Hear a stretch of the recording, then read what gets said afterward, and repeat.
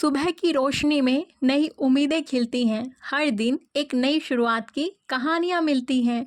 जगाओ अपने सपनों को, नई राहों पर चलो। जिंदगी को बनाओ रंगीन और हर पल को बनाओ कुछ खास। मेरे साथ मेरा नाम है प्रियंका। मैं 30 साल की हूँ और यूपीएससी की तैयारी करती हूँ। साथ के साथ अपने घर को संभालती हूँ और बच्चे को संभालती हूँ।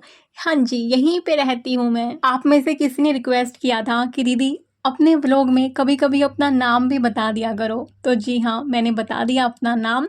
और अभी वही रोजमर्रा का काम सुबह सुबह बना रही हूँ मैं मौसमी का जूस। और फिर एक वही सवाल कि आपके हस्बैंड क्या करते हैं। मेरे हस्बैंड एक गवर्नमेंट ऑडिट ऑफिसर हैं।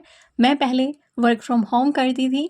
अभी मैंने सोचा कि अपनी लाइफ में कुछ अलग किया जाए, बाहर निकल के कुछ किया जाए। बच्चा भी अभी बड़ा हो रहा है तो मेरे पास मौका है बाहर निकल के कुछ करने का। तो इसलिए मैंने सोचा कि जब पढ़ाई करनी है तो क्यों ना यूपीएससी की तैयारी करें। आई नो स्टार्टिंग में बहुत टफ लगता है, लेकिन जब साथ में ऐसे हस्बैंड का साथ मिल जाए और बच्चे का साथ मिल जाए, फैमिली का साथ मिल जाए तो मुश्किल तो कुछ भी नहीं है। जब भी हाउस हेल्पर नहीं आती है तो ये मेरी मदद कर देते हैं।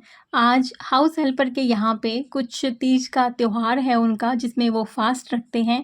अरे मैं आज की डेट और टाइम बताना भूल गई। आज की डेट है 6 सितंबर 2024। सुबह के अभी हुए हैं 7:04। मैं बना रही हूँ बेटे के लिए ब्रेकफास्ट। टिफ़िन में उसको लेके जाने हैं चावल, वो मैं बनाऊंगी बाद में।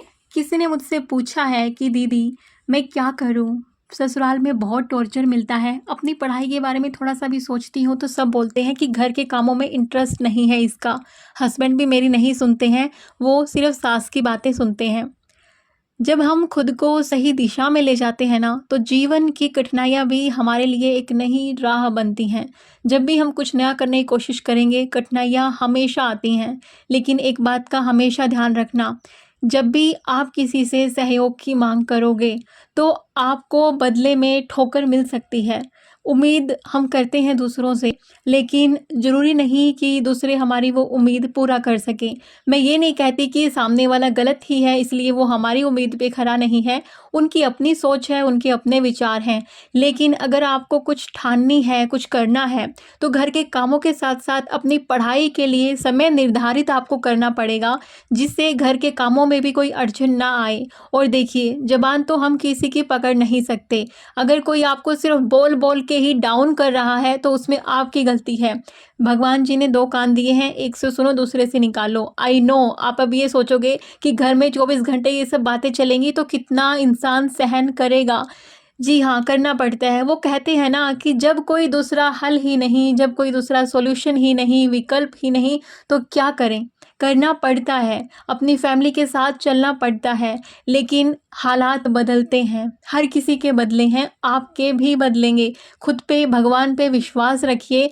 जितना भी आपको वक्त मिलता है उतना वक्त आप दे दें। आपको किसी दिन 15 मिनट मिलेंगे, किसी दिन 2 घंटे भी मिल जाएंगे। उस हिसाब से आप अपनी तैयारी जारी रखें। ये ना सोचें कि यार कोई बंदा तो 8-8 घंटे पढ़ रहा है, मैं कैसे compete कर पाऊंगी, मेरे को तो सिर्फ 15 मिनट ही मिले, मेरे को 1 घंटा ही मिला। आप ये नहीं जानती एक चीज़ कि साल भर कोई भी डेली की 8-10 घंटे पढ़ाई नहीं कर पाता। जिनके पास जितना टाइम ज़्यादा, वो उतना ही टाइम वेस्ट ज़्यादा करते हैं। जिनके पास टाइम जितना कम है वो उस हिसाब से टाइम मैनेज करके चलते हैं। और अगर आपके पास टाइम कम है ना, इस बात पे रिग्रेट मत करिए। खुशी की बात ये है कि अभी भी टाइम है, जितना भी है, लेकिन है टाइम अभी। सपने सच करने में हमें उन्हें वास्तविकता में बदलने का साहस और समर्पण दिखाना होता है। कठिनाइयाँ आएंगी, लेकिन उन्हें पार करने के लिए हमें अपनी मेहनत, खुद के ऊपर विश्वास, आत्मविश्वास और उस ईश्वर के ऊपर विश्वास, बस ईश्वर के ऊपर विश्वास रखेंगे और खुद के ऊपर विश्वास रखेंगे। आपको जो भी कठिनाई आएगी ना, आप हार नहीं मानेंगे। आप समझ लेना मेरी इस बात को और हमेशा अपने मन में ठान के रखना। किसी ने मुझसे पूछा है कि मैंने सीटेट तो क्लियर नहीं किया, लेकिन बीएड क्लियर कर रखा है, डीलेड अभी कर रही हूँ। यूपी का कोई एसएससी वाला एग्ज़ाम देना है, कैसे करूँ साथ के साथ तैयारी, समझ में नहीं आ रहा। सबसे पहले तो आपको प्रायोरिटी सेट करनी होगी कि आपको अभी सबसे ज़्यादा महत्वपूर्ण क्या है। किस एग्ज़ाम की तैयारी आपको अभी चाहिए 1-2 महीने के अंदर, उसके लिए ज़्यादा टाइम डिवोट करना पड़ेगा। जो जो एग्ज़ाम थोड़ा-सा बाद में है उसको कम टाइम देना पड़ेगा। एग्ज़ाम साथ के साथ देने वाले वो सिलेक्ट करें जिनका सिलेबस कहीं न कहीं मैच करता हो। अगर सिलेबस बिल्कुल भी मैच नहीं करता, एक एग्ज़ाम बिल्कुल ईस्ट डायरेक्शन में है, एक वेस्ट डायरेक्शन में है सिलेबस उसका, तो वो मैनेज करना आपके लिए कठिन हो जाएगा। आपके लिए ही नहीं, किसी भी इंसान के लिए वो करना बहुत मुश्किल होता है। किसी का कमेंट पढ़ के मैं बिल्कुल भावुक हो गई और हो सकता है आप लोग भी भावुक हो जाएं। उन्होंने लिखा है, माँ बाप का साया था तब तक अच्छी खासी जिंदगी चल रही थी, शादी के बाद सब बदल गया, ससुराल में मानो कैद सी जिंदगी चल रही है। शायद आपकी इस बात पे मेरे लिए कुछ भी टिप्पणी करना सही ना हो, क्योंकि आपकी सिचुएशन आप ही बेहतर समझ सकती हैं। लेकिन एक बहन होने के नाते एडवाइस करती हूँ आपको कि आप ना घड़ी की तरफ ना देखें कि समय पहले ऐसा था, समय अभी ऐसा है। जितना सोचना है एक बार सोच लो। लेकिन घड़ी की तरफ देखने की बजाय जो घड़ी कर रही है वो काम करो। आगे बढ़ते रहो। जो भी चीज़ें मैं आपको बता रही हूँ, कहीं न कहीं अपनी लाइफ़ से मैंने वो सीखी हैं। और आज ना बहुत हेक्टिक डे था बच्चे को स्कूल से लाने के बाद, क्योंकि इनकी टीचर ने बोला था कि जो आयुष है मेरा बेटा, वो रिप्रेजेंट करेगा उनकी क्लास को और एक स्टोरी टेलिंग का कंपटीशन होगा। और आज जब मैं ये रिकॉर्डिंग कर रही हूँ ना, आज 10th ऑफ सितंबर है। ये वीडियो पुराना है, लेकिन जो मैं वॉइस ओवर जो बोल के आपको बता रही हूँ वो मैं 10th ऑफ सितंबर को कर रही हूँ। और अब मेरा बेटा जो है उस स्टोरी टेलिंग कंपटीशन में सिलेक्ट हो चुका है। वो अभी अपने स्कूल को रिप्रेजेंट करेगा दूसरे स्कूल में जाके। और एक मदर के लिए, एक पेरेंट के लिए बहुत एक अच्छी खुशी की बात होती है कि जब ABC 3 सेक्शन है फर्स्ट क्लास में, और तीनों सेक्शन में 100 बच्चे से ऊपर ही हैं, उनमें से एक बच्चा सिलेक्ट होके और मेहनत से वो अपने स्कूल को अभी दूसरे स्कूलों में जाके रिप्रेजेंट करेगा।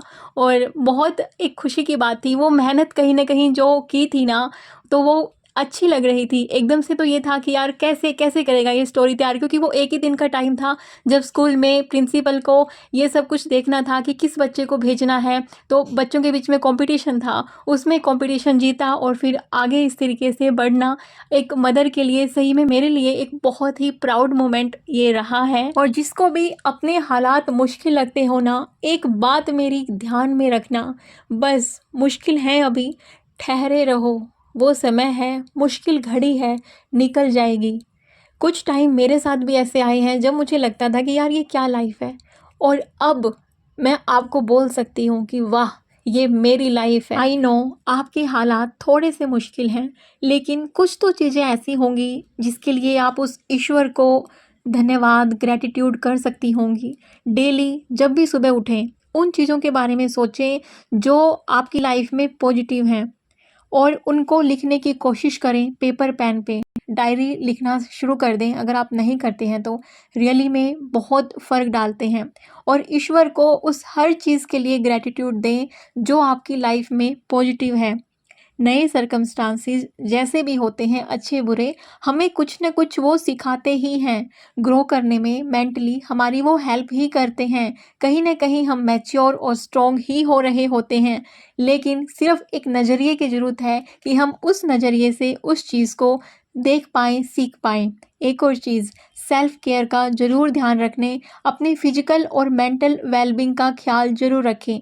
रेगुलर थोड़ी सी एक्सरसाइज, चाहे वो 10 से 15 मिनट की ही क्यों ना हो, और अच्छी डाइट, मेडिटेशन आप कर सकते हैं।